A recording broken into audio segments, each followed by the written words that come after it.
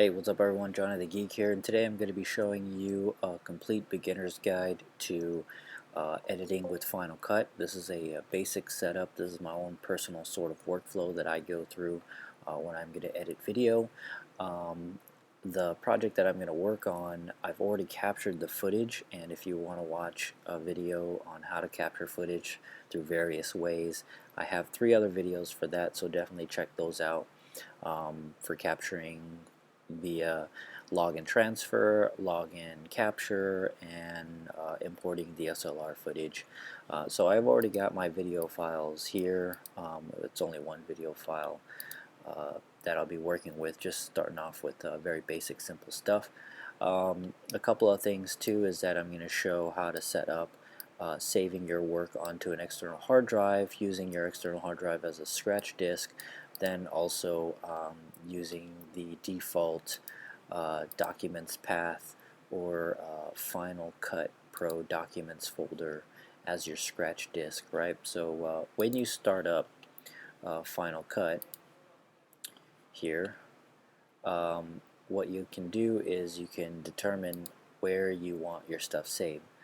But first, let's just actually save our project right now, and I'm going to go ahead and save it onto the desktop. This is a project file.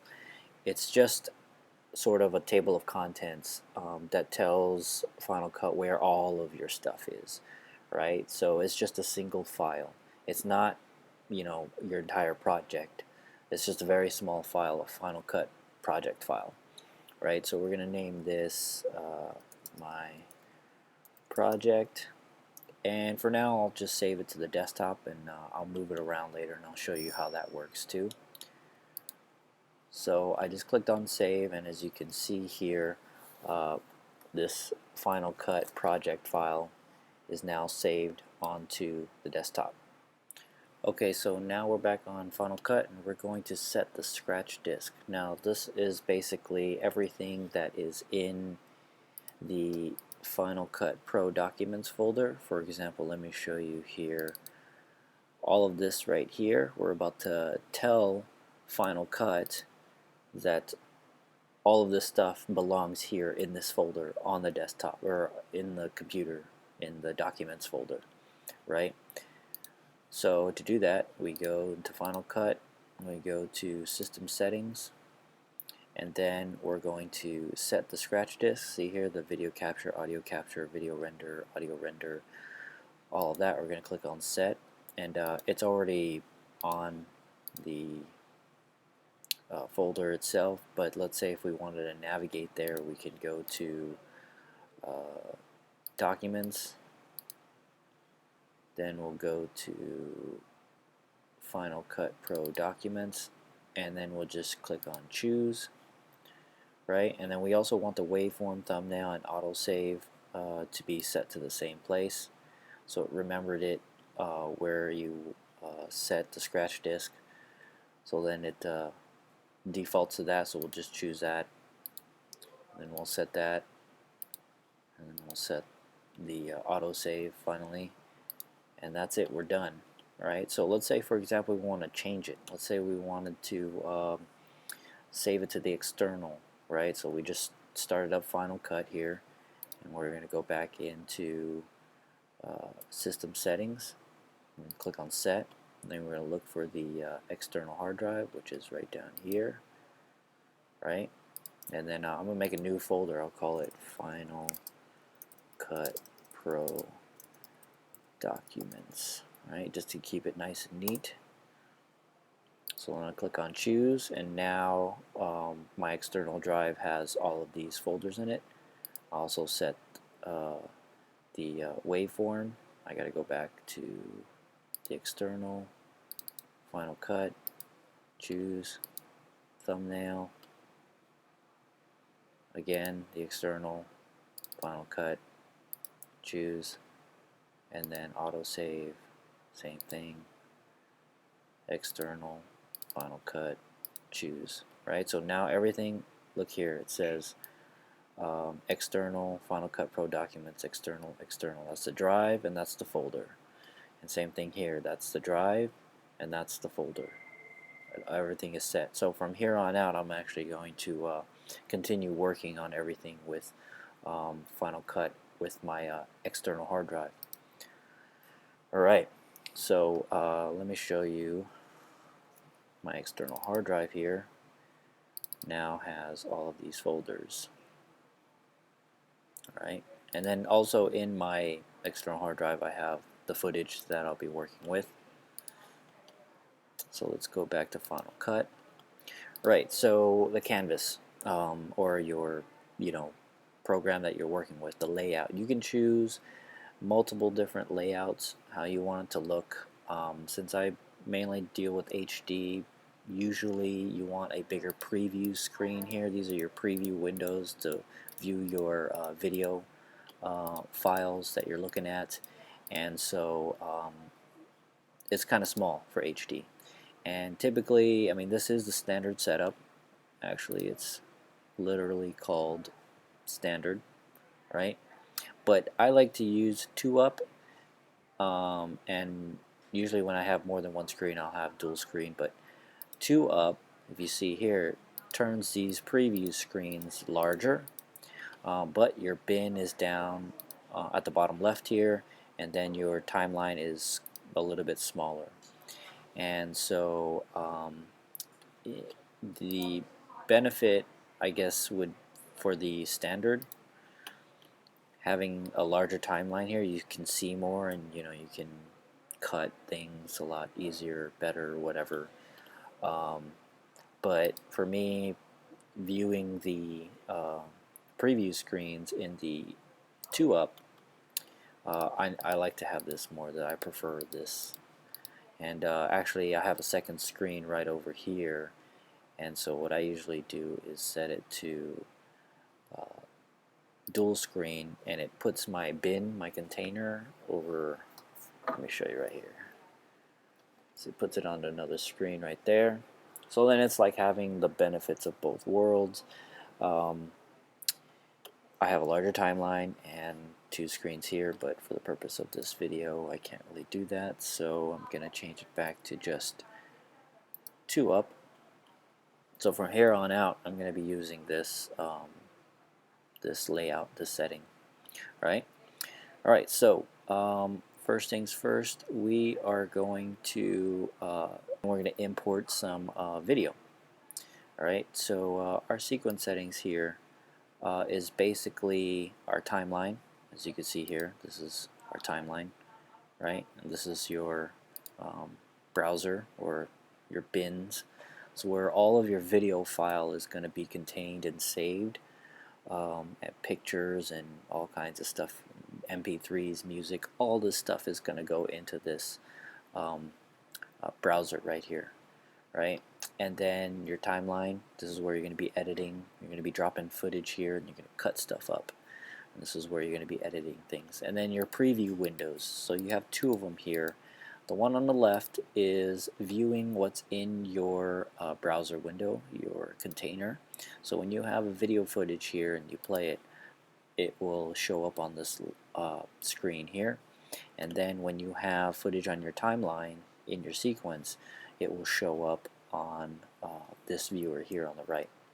Okay, and so usually naming schemes, we want to rename our sequence just for the purpose of our own personal preference. And so what you can do is when you click on it, right, you click on it twice,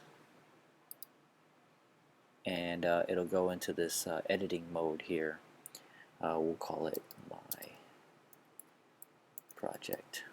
Or actually, I'll just name it what it actually will be. It's going to be ARM, or human arm. That's the footage that I'll be editing. Alright, so now we are ready to import some videos. So the manual way of doing it is going up to File, Import, Files, and we're going to navigate to where our footage is. It could be on the desktop, it could be on an external hard drive. Mine happens to be on the external hard drive here. So I'll click on Footage, and here's the video file that I want to import. So when I choose that, puts it into my browser here. It's in my bin now, right? So the footage now is very important. the footage is not in my Final Cut's document folder. Let me show you. The footage that I just brought it into Final Cut, it's not in this folder, right? It's nowhere near here. It's still in this footage folder, right? So what I basically told Final Cut was that I told Final Cut, hey, my video footage that I'm going to be working with, that I'm bringing into this project, it's located in that folder there, my footage folder. There's the video file, right? So if later on I were to move this folder, this footage folder, or if I were to move this video file, or if I were to rename any of this, Final Cut is going to bug out. It's going to say, whoa, hey, you know, you had this video file in here last time and it was in this folder and it was called this. It had this file name. Now, when I started up, I looked for that folder and that file name. It's not there anymore, or it's called something else, and so that's when you get an error. So it's very important that you keep things in a single spot so that it's easier to find and easier to maintain, and also Final Cut won't, go crazy trying to find your files and try to reconnect the media. And I'll show you an example of that particular error later on. But for now, that's what we're going to be dealing with. Alright, so now that we got everything set, we're ready to drop the video file here down into the sequence, into our timeline, right? But before I do that, I wanted to show you what my sequence settings are. And so these are the settings that the sequence just happened to be the preset, what it was from another project that I had done. And if you notice here, these frame size in the information that's being given to us, basically the sequence right here has all of this information about it, and the one thing that you want to look at is the frame size and the video rate.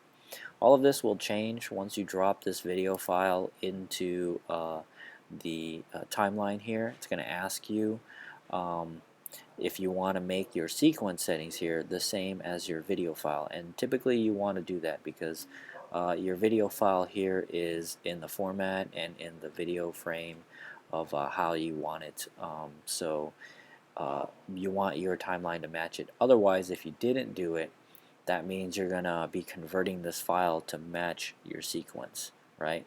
But we don't want that. We want our sequence to match our video file. So let me show you here now when I drop this right into the timeline. Now it's asking, do you want to change your sequence settings to match the clip, right? For the best performance, blah blah blah. And we're going to click on yes. Right, so now if you look here, our sequence settings is now matching our clip. Right, now we can edit. It'll be very easy to edit. Right, so let's say for example we didn't want to drop this whole video clip in there. Let's say for example we only wanted to put in parts of it. Well, when you double click on the video file in the project, it'll bring it up here in the viewer, and when you click on play, it'll actually play the video, and you can actually grab this this playhead here and scrub through everything, right? So here's one of the methods I'll show you of bringing in video into the timeline selectively, choosing which parts you want to bring in. So if you look at the video here, obviously we don't want this part, right?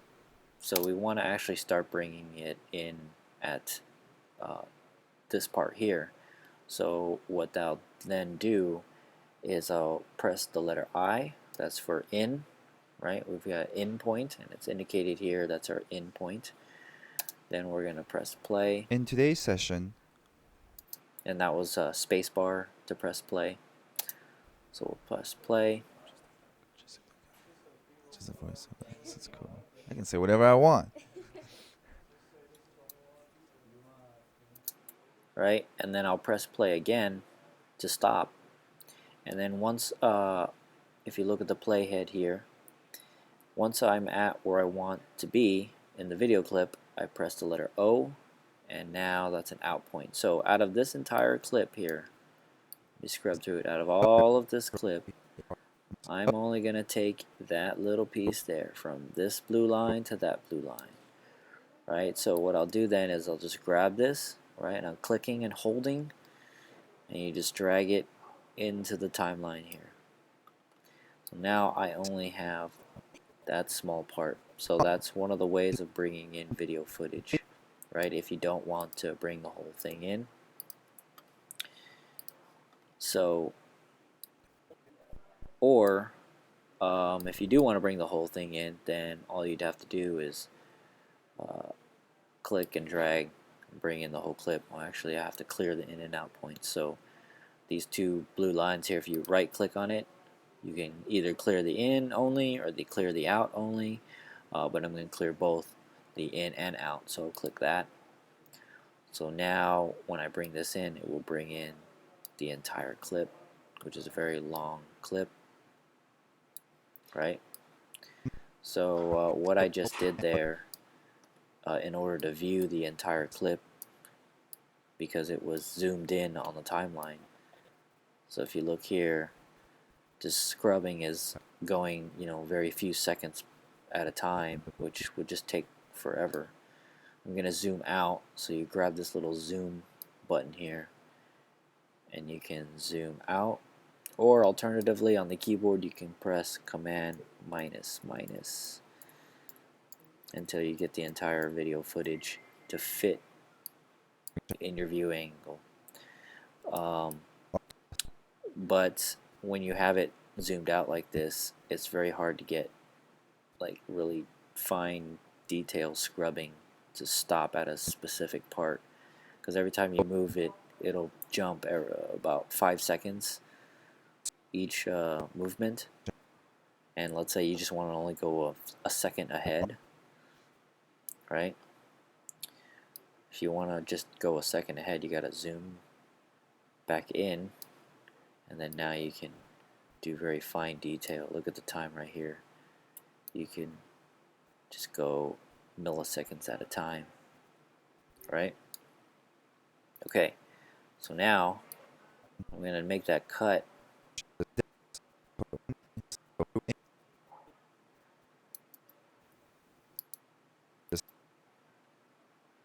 Scapula and those that So I'm going to find the piece,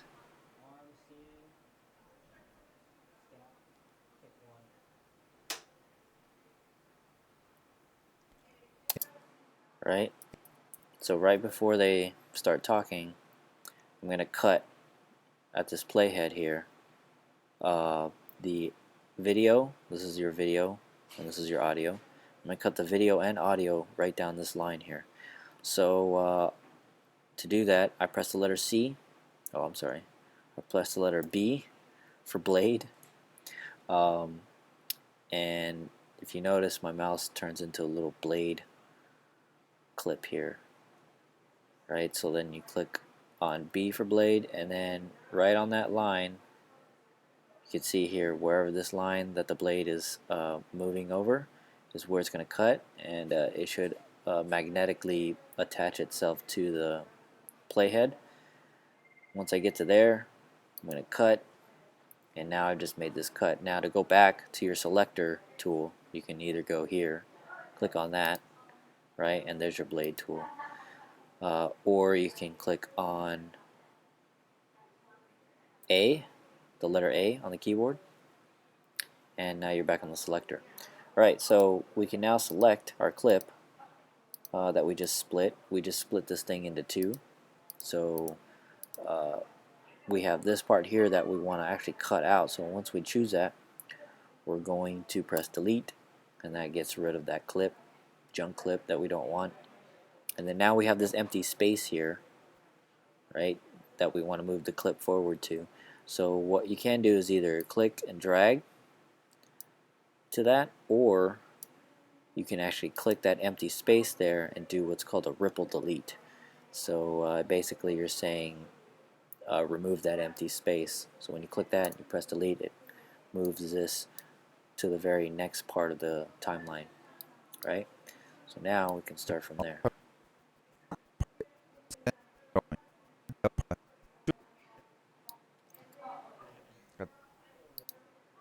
Is located under terrace minor.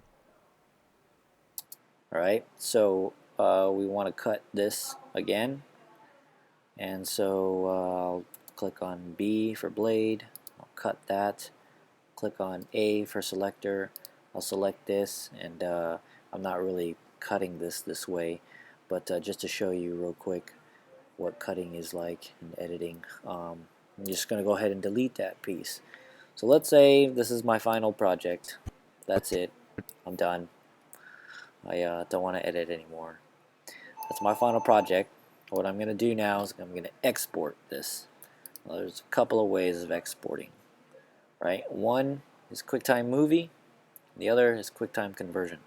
So QuickTime Movie is basically your project file, and it's kind of a quick and dirty export that's really meant for other Macs that have Final Cut to be able to play this, right? It's real quick, it happens really fast. The file is usually really big, but it's not really meant for, converting and putting on DVD or uploading to the internet or anything like that.